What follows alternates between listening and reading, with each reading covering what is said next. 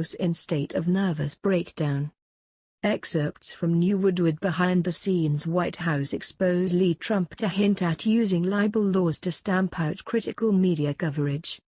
Donald Trump on Wednesday revived the call he first made 2 years ago to change United States libel laws in order to block critical media coverage, when he posted a message on Twitter complaining about a new book by famed Washington Post reporter Bob Woodward, a book which, as the Inquisitor reported, contains a slew of damaging revelations about what Woodward calls a nervous breakdown of the entire Trump administration.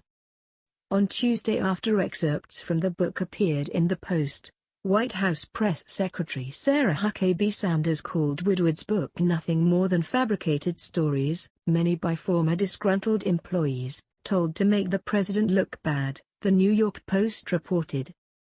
And on Wednesday, Trump himself echoed Sanders' claim, writing on Twitter, "Isn't it a shame that someone can write an article or book, totally make up stories and form a picture of a person that is literally the exact opposite of the fact, and get away with it without retribution or cost?" Libel laws are designed to penalize individuals and publishers who deliberately write and publish falsehoods about another person. In fact, Trump himself is currently being sued for libel by pornographic film star Stormy Daniels, as Reuters reports, who says that Trump defamed her by calling her account of being physically threatened by a man who used Trump's name a total con job. In the Daniels case, Trump has sought to dismiss the lawsuit, claiming that it is designed to chill the president's free speech rights on matters of public concern. But his publicly stated views on libel laws have been substantially different in cases where he, himself, is the target of damaging media reporting.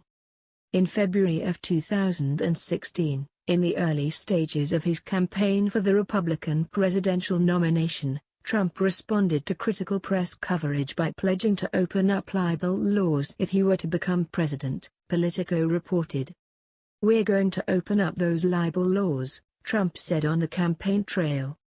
So when the New York Times writes a hit piece which is a total disgrace, or when the Washington Post, which is there for other reasons, writes a hit piece, we can sue them and win money instead of having no chance of winning because they're totally protected.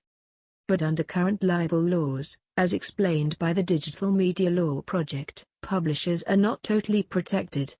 If a plaintiff can show that a published statement is demonstrably false and that, at least in the case of public figures, the statement was published with actual malice, that is, knowledge that it was false or negligence in checking its truth, publishers would be subject to penalties.